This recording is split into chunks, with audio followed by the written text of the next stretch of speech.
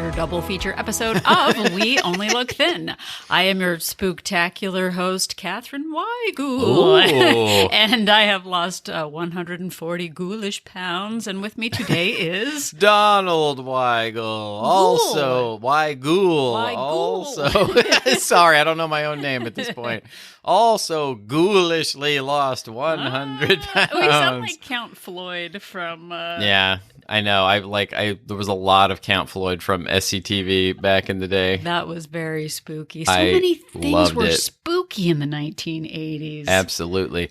Also, you said this was a creature double feature. Here's a spoiler alert. The real creatures are ourselves. Oh, skip to the end. Oh, no. Yep. The monsters are always people. Yeah, they always are. We are doing a two-part series. We like doing two parts, don't we, Donald? We do. The first part and the second part. I mean, because really, when you think about it, two parts are twice as good as one. Oh, totally. Saying more about things definitely always wins. Absolutely. The second part of anything is usually the best.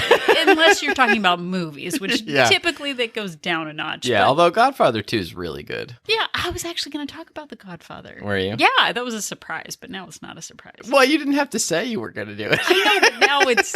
Anyway, too bad, too sad. So hi and hello, and it is a very spooky season, and Halloween is coming. Yes. Whether you're in the northern or southern hemisphere, it's happening. If you look at a calendar, as we are, we are often apt to point you out to do the Gregorian calendar, probably not your Aztec calendar. No. Halloween is fast approaching. There are probably decorations around your neighborhood. There are probably decorations around me as we speak. We go heavy-handed with the Halloween decorations, but not so much with the candy, which is where we're going to start on this episode, is talking about candy and the Halloween around the candy. So if you don't want to hear about candy, maybe skip ahead 5-10 minutes. I don't know how long it's going to take. Yeah, you Nobody know what? knows. I'll put a note in the show notes as to how far ahead you should skip if you want to avoid the entire candy discussion. Yeah, we haven't talked about it yet, so we don't know how long it's going to go. But after we talk about the candy, we are going to talk about the macabre. Oh. The macabre. Macabre. Yeah. We are going to talk about how we are our own worst enemies. We're not worried about the ghosts. We're not worried about the villages of the darned. Really, it's all about us, but we'll talk about that later after we talk about candy. Candy indeed. So here we go. Skip ahead. This is your last chance. Here we go. So here's something that I used to do. I used to say to myself, you know what? It's October. I should eat Halloween candy while I can. Oh, it's limited time offer. Limited time. I actually have some things to tell you that you don't even know about. Really? It is right now as we are recording. It is September, which is not as spooky, but it's the month that comes before October. It is if you fear going back to school. But like in August, they start selling Halloween things. Yeah. It's all fall, pumpkin spice. I think they actually started selling pumpkin spice things at... what is it called? Starbucks. I was going to call it pumpkin spice latte, but it's not. It's called Starbucks. They started selling pumpkin spice Pumpkin things. Spice Latte Town. They changed the name of it for the season. For the season. In August, as I was buying school supplies for our daughter, I also bought a bag of candy corn. Oh, I did. Boy. There we go. What? But I hid it away much like flowers in the attic. It is in an opaque container in our cupboard, and I actually And you sprinkled poison on it like in flowers in the attic? That's one of the tips about Halloween candy for sure, but we're going to wait on that later. But there is Target and other name brand stores convince us about urgency around buying candy, having candy. Yeah. That a holiday colored spectrum that we see is like, if it is pumpkin shaped, we must buy it right now before it sells out. I tell you, I fall for it when it comes to pumpkin spice coffee. Yeah. Like, I don't do the pumpkin spice lattes because I don't really like lattes, thankfully. But we have a Nespresso. This is not an ad for Nespresso. We get nothing from them. We have a Nespresso, and they have pumpkin spice coffee for the Nespresso, and they sell it for about 4 days a year. Donald, it is the panic that sets in. The heart rate. I bought like 12 boxes of it because I was worried about, missing out on it. Yeah, there is a little bit of fear of missing out. But at least it wasn't sure. candy that I bought because there's no calories in the pumpkin spice Nespresso. See, so, but we get sort of this panic sets in. I'll just say it. It's panic. Yeah. About getting pumpkin-shaped Fear things. of missing out on Halloween candy stuff. Yeah. Fear of missing October, I guess. Yeah, I FOMO. guess. Yeah. But we get caught up in the zeitgeist, the spirit of the season. We want to contribute to the economy.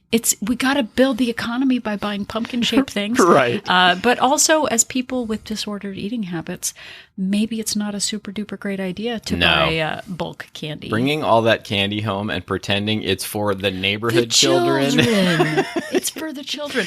And I fooled myself into doing that for years when I lived at home with my parents. I'd be like, you know what? I'm going to chip in and buy this bag of candy for the children. And that candy never made it to Halloween night, to trick-or-treat night. It's going to go stale. Yeah. Donald, does candy go stale? I don't really think it does. I don't know. Probably. So many delicious, maybe. delicious preservatives. But we are the kind of people who have the opportunity to reframe holiday candies in all shapes and sizes, because if we don't, it will change our shape and size, won't it, Donald? That's really good. Wah, wah, wah, wah. That's really good. See? I'm here for that joke. That was like that after school special, like, really, what you're changing is yourself. Yeah. We love that kind of thing. We zig and we zag. I use that joke constantly. But as people with disordered eating habits, it is paramount that we take responsibility for the kind of triggers and sweets that we bring into the house. Because guess what? We are entering many seasons of indulgences. We've got October Halloween situations. Veterans Day is another big one. That's true. That's Veterans Day shaped candy. In America, we have Thanksgiving coming up, and also Hanukkah and Christmas.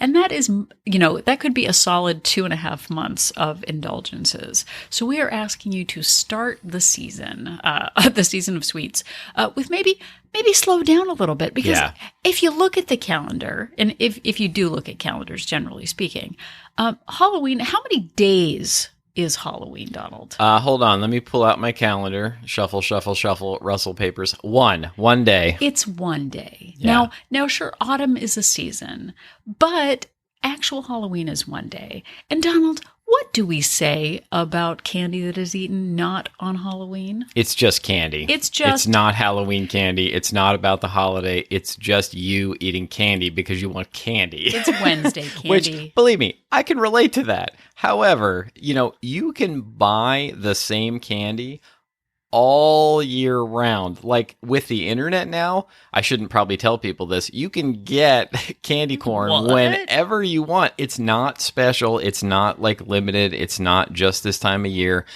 And just because it's pumpkin shaped doesn't mean you have to have it now. It is available all the time. There's no scarcity. There's no fear of missing out. You won't miss out on anything because it's always available. There's no shortage. We're not running out of candy. Yeah, no. I believe in the last 2 years there's been scarcity of toilet paper, perhaps. Yeah. Nobody's running out of candy. No, they have no problems pumping that out all year round, no matter what's going on. Exactly. So as we enter the season, and some of these topics that we cover are perennial favorites because, they just come back and back, much like Jason Voorhees in the Friday the 13th movies. Oh, yeah. Our candy problems return. We think they're over, and then they come back in new form. You're a perennial favorite of mine, by the way. Aw, thanks. So just as a reminder, we're going to give you a few tips, aside from there's no scarcity, around how to manage Halloween candy, because it comes up over and over again. And even with us, as inspiring fiddos, as our daughter says, kind of with an annoyed roll of the eye, that we have an opportunity to be the champions of our Halloween candy instead of the victims. And again, waking up November 1st going, why did I do this again? But also, candy is discounted now. I should buy more. Yeah, this season happens almost once a year. So it could be again next year also. But we can forget. So my number one tip for managing Halloween candy is buy Halloween candy. If you've got the kind of, trick or treat, knock on the door, buy Halloween candy that you don't love. Don't buy your favorite candy and then say it's for the children. Yeah. Because the chances are that you will probably be eating most of that candy yourself. Yeah, I actually thankfully don't really care about candy corn. So you can have as much of that in the house as you want and I won't eat it. Yeah, but nobody's like taking fistfuls of candy corn and putting it into kids' baskets. That's true too. Yeah. But for example, if you really love, I'm going to name brands right now. If you really love Reese's peanut butter cups shaped like pumpkins, don't buy them for the children. Go with nerds. Sure, buy nerd candies. No, but just buy something that you're not a huge fan of. Unless your thing is nerds. And then buy the peanut butter cups. You get what we're saying. Yeah, but you don't have to give the premium perfect candy. I'm not saying give janky candy. Don't give out apples because children don't appreciate or that. Like pennies wrapped in paper. That was the worst. Yeah. No, but buy something our daughter really likes gummy candies, your juji fruits, buy gummy things that you don't like. Just buy something that the kids are still going to appreciate, but that aren't your favorite, because that way you won't be tempted. Indeed. Another one is really, as we just sort of said before, only have the candy on Halloween. Or if you're going to have candy, work it into your plan as your dessert in the evening. Buy candy that you actually like Donald does. He can moderate. I'm not as great at it. Yeah, I buy, and I do it year round, I buy little fun size candies that are about 80 to 100 calories for one, and I will just have one or sometimes two. I'll leave myself enough calories in my plan for dessert so that I don't feel that scarcity. For me, it really works to have it fairly often so that I'm not just, feeling deprived and then end up binging on it at some point. Yeah. And for me too, I actually we don't really get trick-or-treaters where we are. I don't know if kids are trick-or-treating. We have a 16-year-old now, which at this point, I think we might just buy her a candy bar or something. Yeah. I think we haven't really she's past the candy, the trick-or-treat age at this point. It's a little undignified to go out as a 16-year-old begging for candy. But we're really not going to super go into managing your kids' candy. I know one year I went trick-or-treating with our daughter, and she asked me to hold her candy bag because it was becoming too heavy. And so we stopped at a house, and they were running out. And so I actually opened up our daughter's bag, and I put candy back in their bowl. None the wiser. Yeah, this is not the direction I thought you were going with this. I thought it was going to be, so while she wasn't looking, I ate half her candy. No, I gave it back. It was amazing. The family were appreciative. Excellent. I mean, the kids don't know how much they're getting. They're just glad that it's the act of doing it that matters more than the having it. Yeah. But we're not going to, go super into detail about how to manage kids. But ultimately, it's sort of a moderation thing. Can you moderate the candy? If you know that you can't moderate the candy, I am not great at that yet. It's better for me to have a single piece of chocolate or a single candy bar that I can really enjoy than to spread it out over the month. So really figure out what you're good at. I am not great at moderating yet. Absolutely. Another thing, and this is, I'm going to attack people. People are going back to work right now. The world is opening up a little bit, and depending on where you are, don't take your leftover candy to work. You're not benevolent. Oh, I'm giving everybody candy. Nobody else has candy. Literally everybody else has candy. So don't take it to work. An alternative might be to donate the candy to an organization like Operation Gratitude. Yeah, I'll link to Operation Gratitude in the show notes. But you can donate candy to local charities, or Operation Gratitude donates candy to those in military service. Not sure why they need a lot of candy, but great. Give it to the troops. Support the troops. They might enjoy some candy, so you can do that. Just get it out of the house. You don't need it. Indeed. Another one is, and this is a big one, on November 1st, again, it becomes November 1st candy. Yeah. Not Halloween candy. You wouldn't go trick-or-treating on November 1st. Hey, I missed yesterday. I was busy working on a term paper. Give me some candy today. You would look like a freak. So once the calendar page turns to November, just get rid of the candy, donate the candy, because it's not dignified. Indeed.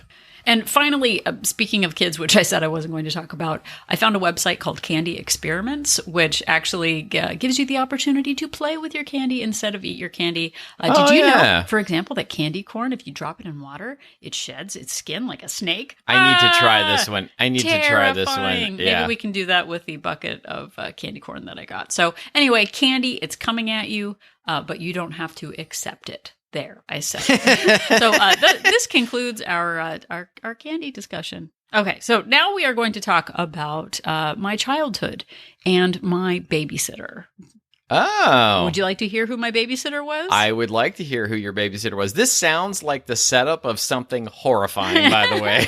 My babysitter, I grew up, I was Gen X. I'm still Gen X. My babysitter was Elvira, Mistress of the Dark. Oh, hey, now this is getting good. Okay, so when I was a kid, basically the television was my babysitter. I was a latchkey kid, and I would watch Elvira, Mistress of the Dark. I would watch all of her macabre films, and there were no boundaries. Like, my parents never said, hey, don't watch Inn of the Frightened People. They didn't say that. Or Terror House, The House That Dripped Blood, Death Dream. A lot of Vincent Price films, like wax people melting away. It was the late 70s, early 80s. Like, parents just seemed to not care about what we were watching at that point. It was just sort of like, here's Cinemax. You go at it. Yeah, go figure it out.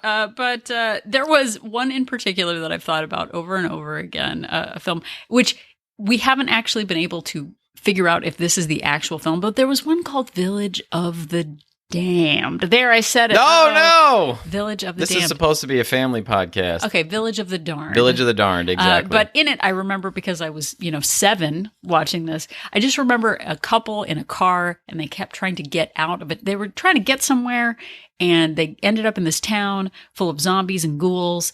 And then they were like, oh, we'll just drive away from the town. And they would drive away from the town. And then suddenly they'd be back in the town again. How did this happen? Well, that's the plot of a lot of different things. There was a TV show called Wayward Pines where anytime you tried to drive out of the town, you would find yourself circling right back to it. And there was a Twilight Zone episode. It was called something like 5 People Looking for an Exit. And it was just like the whole episode, they're like walking around and like everything is closed and they can't get out, and it just gets hotter and hotter.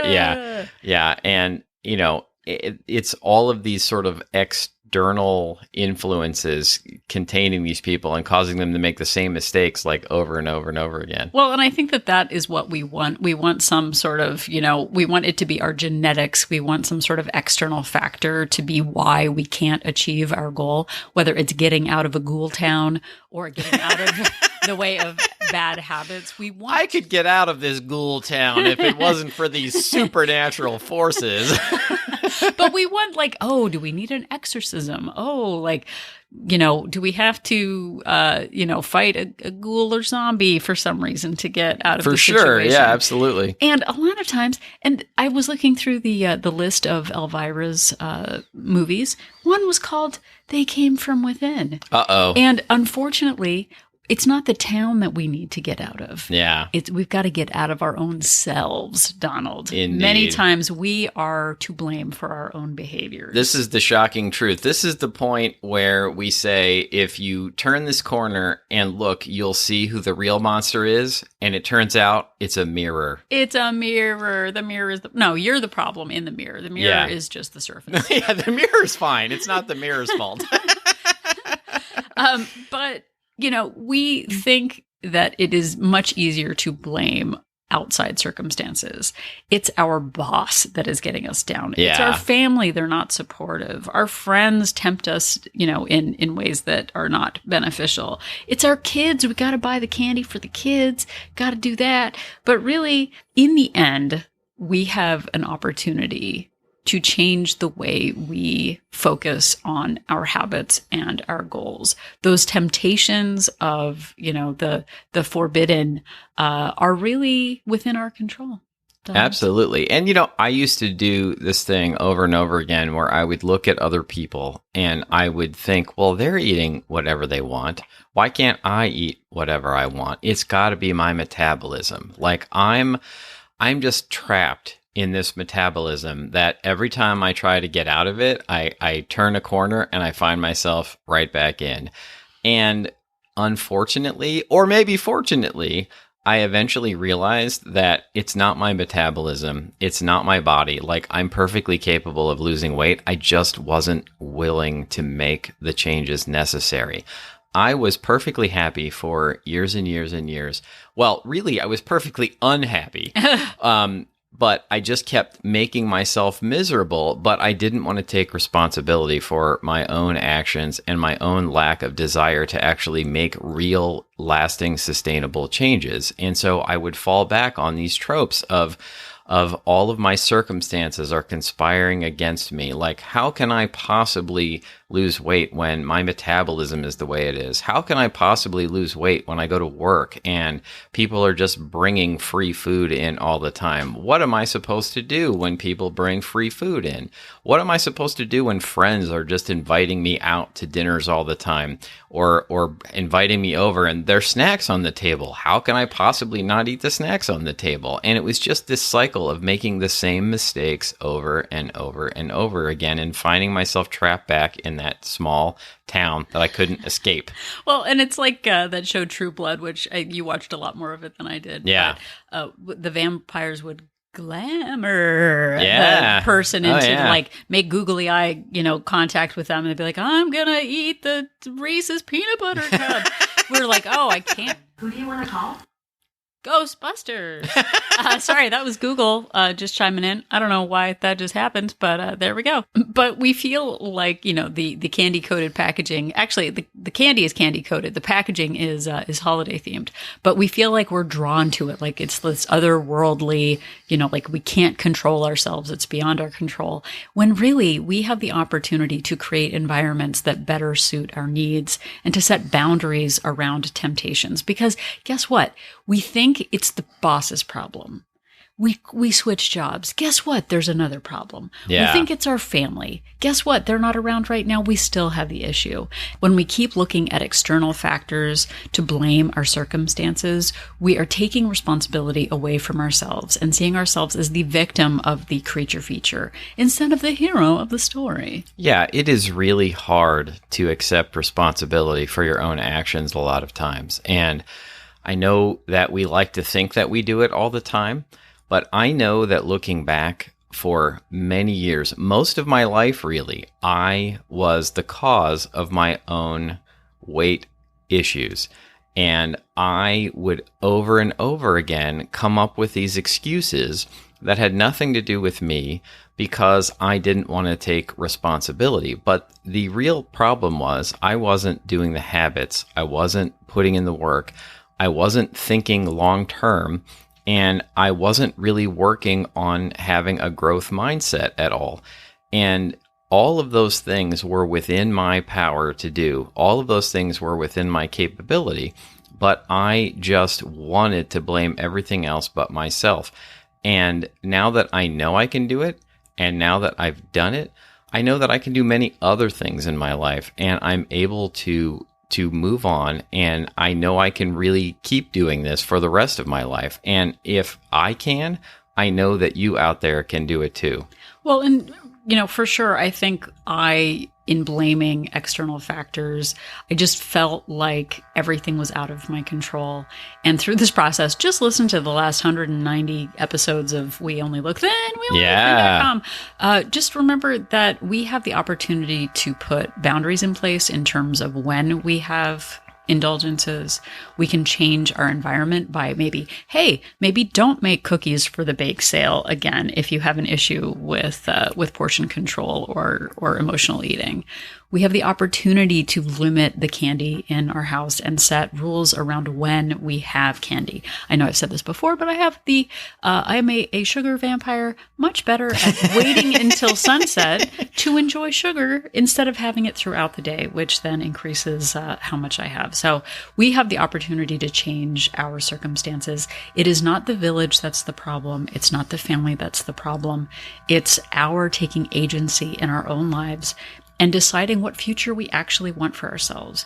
We can make it seem like we are the victims in our own horror movies, or we can see ourselves as the champions of our circumstances. Really, the genre that you play is within your control, and we have the opportunity to get out of that victim mindset, because even though Elvira was my babysitter as a child, doesn't mean that that's the neighborhood I have to live in now. I had fantasies about Elvira being my babysitter too, but that's a totally different thing. Yeah, okay, all right. Well, I think on that note, the next episode, I know we said that this was a creature double feature. The next episode, Donald actually did a number of researches on some things. So you want to talk about what we're going to talk about then? Yeah. Next week, we're going to really get into some practical tips for ways to approach your circle of mistakes and ways to get out of that endless loop of making the same mistakes over and over again, and really make a change. And instead of moving in a circle, to move forward in a straight line. And as we wrap this up, would like you to take the first step in that and really look at yourself, look at your surroundings, look at the choices that you're making, and really ask yourself, is it really external factors that are keeping me where I am, that are keeping me trapped in this loop of mistakes that I'm making over and over again, or am I doing it to myself? And really think about that over the next week. And then, please come back, listen to the next episode, and we'll give you some real practical advice on how to dive in and get yourself out of that loop of mistakes. For sure. So thank you so much for listening this week. We really appreciate each and every one of you. If you've enjoyed this episode, we have a whole bunch more wherever you found this one, and our episodes are also always available on our website at weonlylookthin.com. And if you are at weonlylookthin.com, you can click on join our support group and find out more about Wold Plays, the online accountability. It's not as spooky as you think. It's not at all spooky. Yeah. We are an online accountability and support group. It is not a weight loss plan, but it is a place for support, accountability, and fellowship in your weight loss journey. So we have 2 different subscription options, a monthly plan with a 3-day complimentary trial and a 3-month plan with a 7-day complimentary trial to see if Wold Place is right for you. Absolutely. Please check it out. And if you're not quite ready to join Wolt Place, but you'd like to be in touch with us, you can always email us to weonlylookthin@gmail.com. We will answer your questions, even if it might take us a minute. We also love to hear from you about episode suggestions, things that we might not have talked about enough, things that you want us to revisit. Please get in touch with us there. And you can also interact with us on social media at We Only Look Thin on Facebook, Instagram, and Twitter. Yep, and if you have a couple of extra minutes and can head over to Apple Podcast, you could leave us a rating and review. It helps boost our search results when people are trying to find inspirational and spooky podcasts like ours. And if you leave us a couple star review, we would really appreciate it also. We're at 488 right now, but there's room for more. There's room for one more. But we would love to get to 500. We're almost at our 200th episode of We Only Look Thin, and it'd be awesome to get up to 500 star reviews by our 200th. It certainly would. And really, when you think about it, lots of podcasts can be inspirational, and lots of podcasts can be spooky, but how many can be spooky and inspirational? None. I think it's just us. I'm pretty sure it's just us. So if you wouldn't mind, also, you could tell somebody about the show. If you don't feel like going to Apple and leaving us a review, just spread it word of mouth. Say, hey, I've got a good podcast that's both spooky and inspirational for you to listen to. Ooh, you know what kids would hate? Instead of Halloween candy, just slip a piece of paper with like, hey, check out We Only Look Thin. Oh, yeah, that's a great idea. That's terrible. Indeed. So if you find yourself at the Inn of Frightened People staring in the mirror wondering who the true ghoul is and finding out it's you. Whoa. Just remember that Donald and I are an inspiration. That didn't work out well.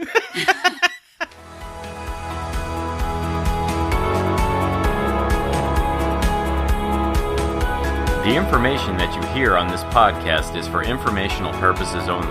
The hosts are not medical professionals. You should always consult with your doctor, nurse, or other certified health professional before beginning any diet or fitness program.